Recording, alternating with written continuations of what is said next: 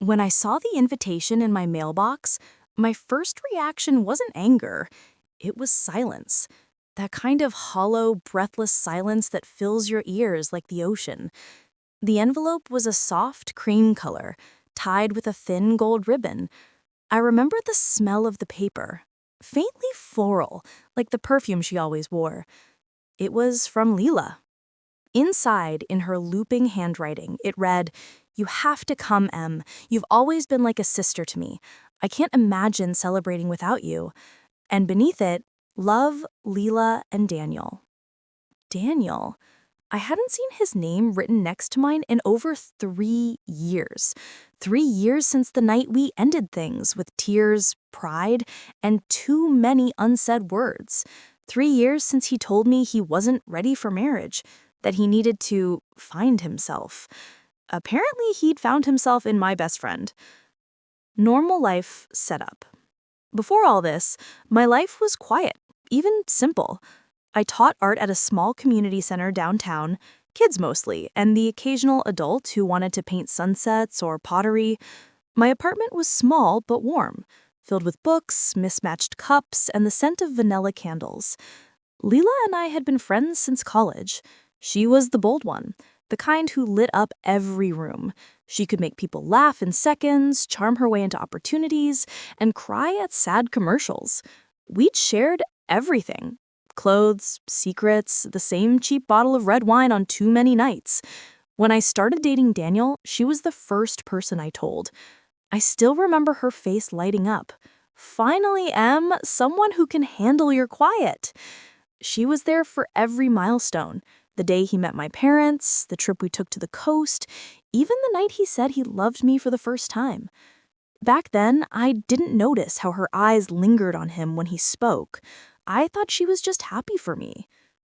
After Daniel left, I broke apart quietly. I wasn't the type to rage or throw things. I cried into my pillow, deleted his number, and told everyone I was fine. Leela was the one who came over with soup and movies. She sat beside me on the couch, holding my hand while I tried not to drown in what-ifs. For months, she was my lifeline, my "you'll get through this" person. Then, as I healed, she drifted. She got busier. New job, new apartment, new excuses. I told myself it was normal. Life moves on. People do too. Until that envelope arrived. The first clue: suspicion.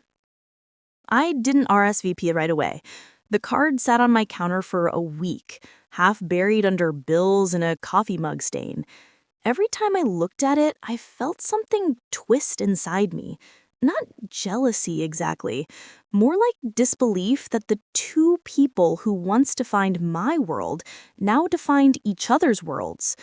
When I finally called Leela, she sounded exactly the same.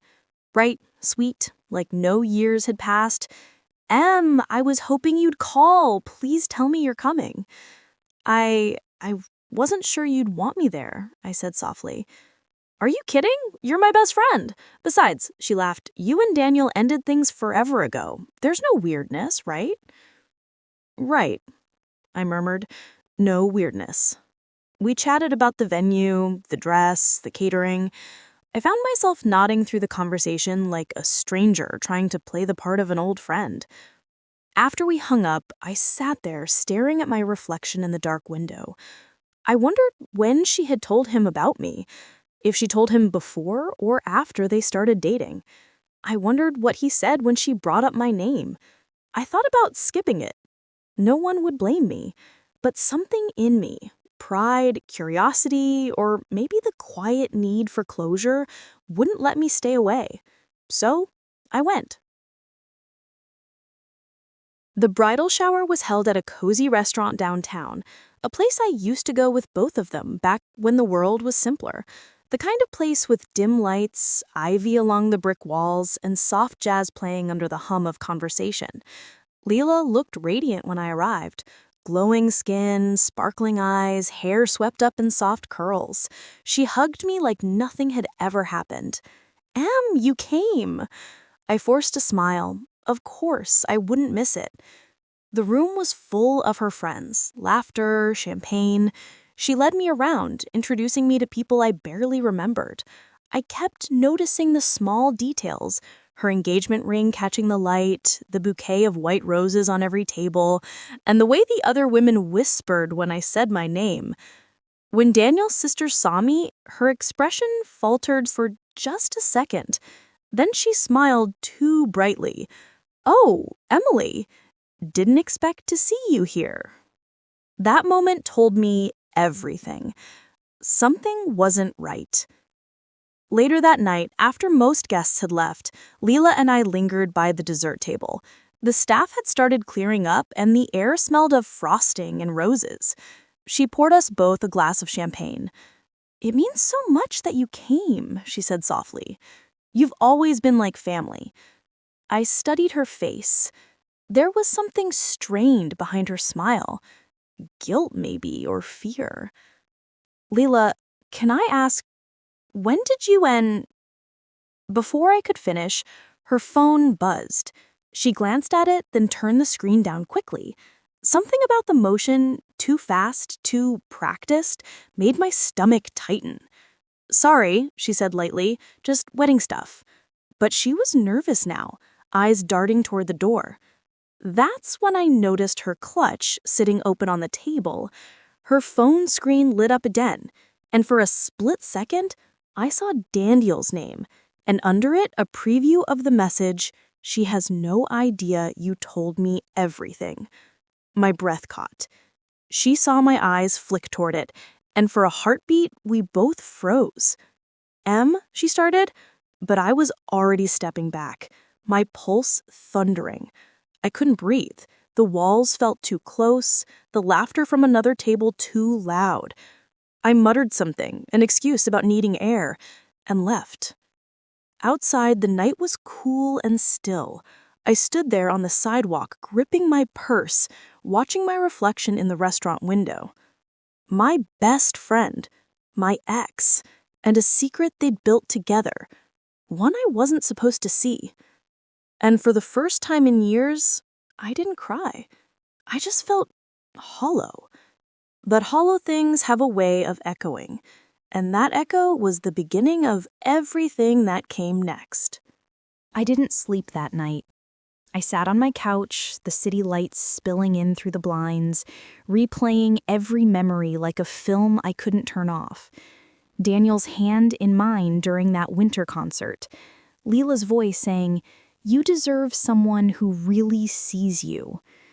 The message, "She has no idea you told me everything." Everything. I tried to think what everything could mean.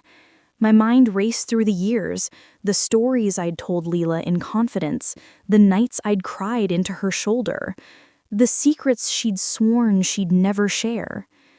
Did she tell him about my anxiety, about my father's drinking, about how I blamed myself for Daniel leaving, how I thought if I'd just been more exciting, he wouldn't have grown distant? That text wasn't just betrayal, it was exposure. It meant my best friend had sold pieces of me to the man who broke me. The discovery. Betrayal. The next morning, I decided I needed the truth. I wasn't going to accuse her over a single message, but I couldn't pretend either. I texted her around noon. "Hey, I left in a hurry last night. Can we talk later? Maybe at your place?" She replied almost instantly. "Of course, come by after 6. Everything okay?" Her tone, even through text, sounded cautious, like she already knew I'd seen something. When I arrived, her apartment smelled like fresh coffee and lilac. Same as always. She was sitting cross-legged on the couch, scrolling her phone. She looked up, too quickly, with that smile that doesn't quite reach the eyes. "You seemed off last night. Is something wrong?" I didn't sit down. "I saw a message from Daniel on your phone." Her face froze. Just for a second. Enough. "Oh," she said finally, voice soft. That?" "That?" I repeated. "It's not what it looked like." I took a breath, steadying myself. Then tell me what it is. She hesitated, then sighed and gestured for me to sit. When Daniel and I started dating, I didn't plan it. You know that. You two were over and When did it start? I cut in. A few months after your breakup. I looked at her. She looked away. I swear I wanted to tell you, Em, but I thought you'd hate me. And when he said he still felt guilty about what happened between you two, what happened between us? My voice cracked. He broke my heart, Leela. You helped me through it. I know, she whispered, and that's why I didn't want to lose you. The words tasted bitter. You already did. Silence stretched between us, long, suffocating. Then, almost defensively, she added, Daniel told me everything, Em, about how you used to check his messages, how you followed him that night when he said he was with friends. I didn't want any secrets. I stared at her, stunned. I told you those things, I said slowly. You're the one I confided in. You told him? Her lips parted, but no sound came out. It hit me then, the years of friendship, the late-night talks, the trust I had handed her like fragile glass. She had taken all of it and built her new life on top of it. You told him everything, I said again, quieter now. She didn't answer, and that silence was confirmation enough. When I got home, I didn't scream or cry. I sat on the floor and stared at the wall until the light faded. People talk about heartbreak like it's sudden, a single sharp pain. But betrayal is slower. It seeps in like water under a closed door until everything you thought was solid starts to rot. For days, I avoided her messages. She sent a few, apologies mixed with justifications. Then finally, she wrote, I understand if you can't come to the wedding, but I really hope you do. I want to end this right. End this right. It almost made me laugh. The reaction, action. I didn't go to the wedding, but I went to the bridal shower after party, the smaller one at the hotel where she was staying. Not for revenge, not exactly. I just needed to see them together, to put faces to the betrayal, to know the weight of what I was letting go. When I arrived, the mood was light, music, laughter, champagne again. Daniel was there this time, talking with a few of Leela's friends. He hadn't changed much. Same confident posture, same easy smile that used to melt me. He saw me before I saw him. For a moment, the room seemed to freeze. Then he gave a polite nod, like we were old colleagues bumping into each other at a reunion. Emily, he said, walking over. It's been a while. 3 years? And now you're marrying my best friend? He hesitated, then said, People move on. Apparently in circles, I murmured. He glanced toward Leela, then back at me. His jaw tightened. Look, whatever you think happened, we didn't plan it. It happened. You and I weren't meant to last. I studied him, really looked at him, and for the first time I saw someone small, someone who had to steal intimacy instead of build it. You're right, I said quietly. We weren't meant to last. I just didn't realize how far you'd go to prove it. He frowned. What's that supposed to mean? Ask your fiancée. She's good at explaining secrets. Before he could reply, Leela appeared beside him, her expression a careful mask. Em, he said, this isn't the place. Don't worry, I said softly. I'm not here to cause a scene. I just wanted to see the two of you together, to remind myself that not every loss is a tragedy. Leela blinked, confused. What do you mean? You think you won, Leela, I said, my voice steady now. But I've been where you are, with him, believing the version of him he shows you. You'll learn what it costs. I just hope it doesn't break you the way it broke me. I left before either could respond.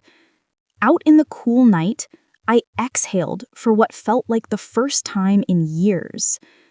That wasn't revenge. It was release. That night, I drove to the old art center, the one where I used to teach. It was closed, but through the window, I could see the half-finished paintings the kids had left behind. Bright colors, messy brushstrokes, no fear of imperfection. Something about it reminded me of who I used to be, before them, before heartbreak turned me cautious. I sat in my car and whispered to myself, "You survived worse." For the first time, I believed it. For a few weeks, I went silent. No calls, no texts. I even muted their names on social media, though curiosity tugged at me like a loose thread. Instead, I poured myself into my art classes again. I started offering evening sessions for women, most of them around my age, who wanted to paint as therapy. We talked about heartbreak, about growing older, about how sometimes healing is just learning to sit in your own company without fear. It helped. Still, every now and then, I'd catch my breath at a familiar scent, his cologne on someone in the grocery aisle, or the echo of Leela's laugh in a cafe. That's the cruel part of betrayal. It lingers and echoes long after the people are gone. Then, one rainy afternoon, I got a message. "Hi, Em. I know you probably don't want to hear from me, but something happened. Can we talk, please?" It was Leela. I stared at it for a long time before replying. "What happened?" No response for a few minutes. Then, he called off the wedding. I should have felt satisfaction. Instead, I felt an ache in my chest that surprised me. "I'm sorry," I typed, and I meant it. "Can I see you? I just need someone who understands." It took me an hour to say yes, not because I wanted drama, but because a part of me still needed answers.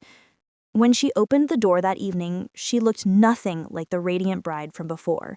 Her eyes were red, her hair messy, her face bare of the confidence she once wore like armor. She simply said, "You were right." We sat in her kitchen, the rain pattering softly against the window. She told me that a week before the wedding, Daniel had confessed to another woman, someone he'd been seeing for months. He said he was confused, that maybe he wasn't ready, that maybe he was trying to replace you through me. Her voice broke. "He said I reminded you, Em. He said that's why he fell for me." For a moment, the irony was so sharp, I almost laughed. "I'm sorry," she said again.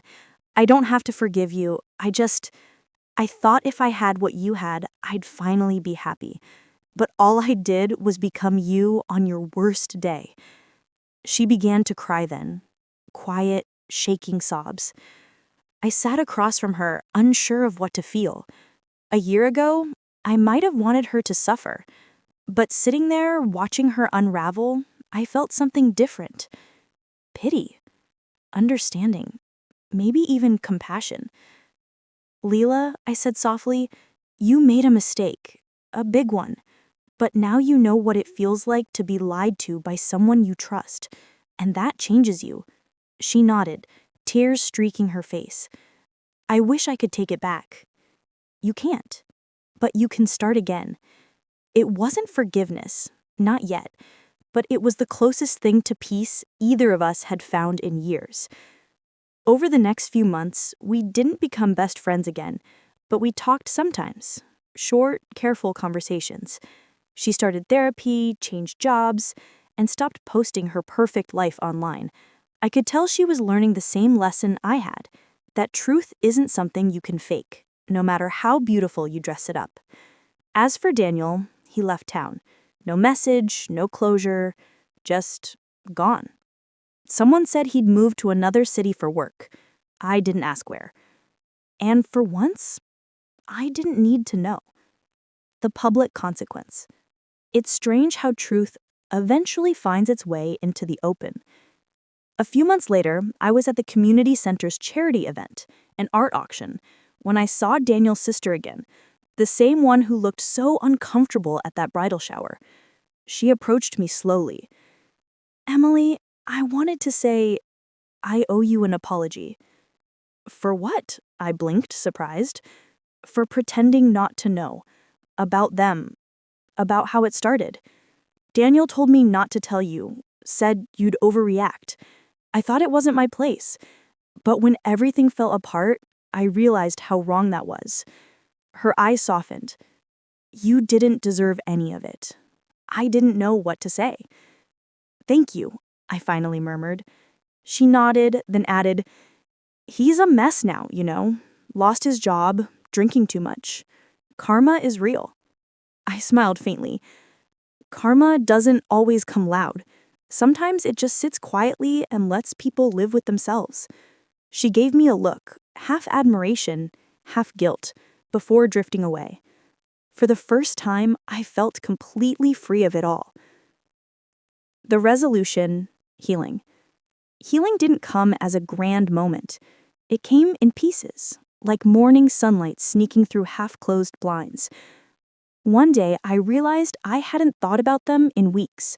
Another day, I found one of Daniel's old photos in a drawer and threw it away without hesitation. The final shift came during one of my art classes.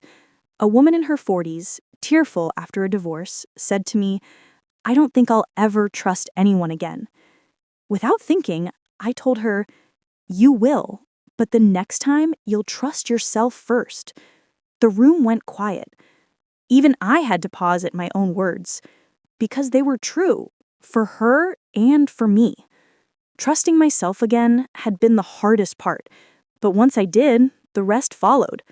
I started painting again, not just teaching. My first solo exhibition opened 6 months later, a series called Echoes of Silence. Each canvas told a story of loss, but also of renewal. At the opening night, Leela came. She didn't stay long, but she brought flowers, white lilies, my favorite. On the card she had written, "Thank you for teaching me that forgiveness isn't weakness." I smiled when I read it, because she was right. Forgiveness isn't about letting someone back in. It's about letting the pain leave. A year later, I moved to a small coastal town, the kind with early sunrises and markets that close at noon. I opened a tiny art studio near the pier. I teach children to paint waves and clouds, and sometimes when I watch them, I think about how life always circles back, not to the same people, but to the same lessons. Some days, I still remember the girl I used to be, the one who loved too deeply and trusted too easily. But I don't regret her. She's the reason I learned how strong I could be. And as for Leela and Daniel, they became part of a story I no longer needed to tell, except to remind others. Betrayal may shatter you, but it also clears the ground for something stronger to grow.